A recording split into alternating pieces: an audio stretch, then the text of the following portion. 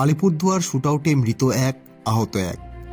আজ আনুমানিক সন্ধ্যা 6:30 নাগাদ আলিপুরদুয়ার শহরে শুটআউটের ঘটনা ঘটে।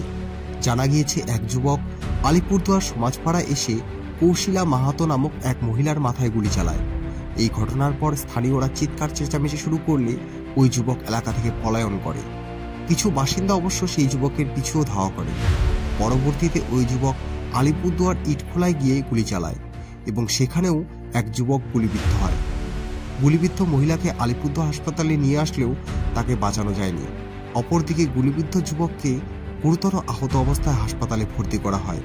তার পায়ে গুলি লেগেছে বলে জানা গিয়েছে এবং বর্তমানে তিনি চিকিৎসাধীন রয়েছেন। অপরদিকে শুটআউটে অভিযুক্ত যুবককেও আহত অবস্থায় উদ্ধার করে পুলিশ হাসপাতালে নিয়ে আসে। সম্ভবত পালানোর সময় স্থানীয়রা তাকে পাকড়াও করে গণধোলাই দেয় বলেই অনুমান। সেই অভিযুক্তর অবস্থাও আশঙ্কাজনক বলে জানা গিয়েছে। ইতিমধ্যেই পুরো ঘটনা তদন্ত শুরু করেছে পুলিশ। শুনলাম যে একজন মহিলাকে গুলি করেছে, একজন এসে বাইক নিয়ে এসে গুলি করে পালিয়ে গেছে। তাই শুনেই যে আমি হসপিটালে আসলাম। এখন প্রশাসনের তরফ থেকেও সব যাচ্ছে, আমরাও এখানে দাঁড়িয়ে আছি, দেখছি কি হয়। শহরে এরকম একটা অরাজকতা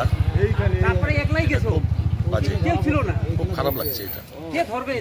আপনারা দেখছেন নর্থ বেঙ্গল সমাচার, উত্তরের বার্তা, সত্যের পথে।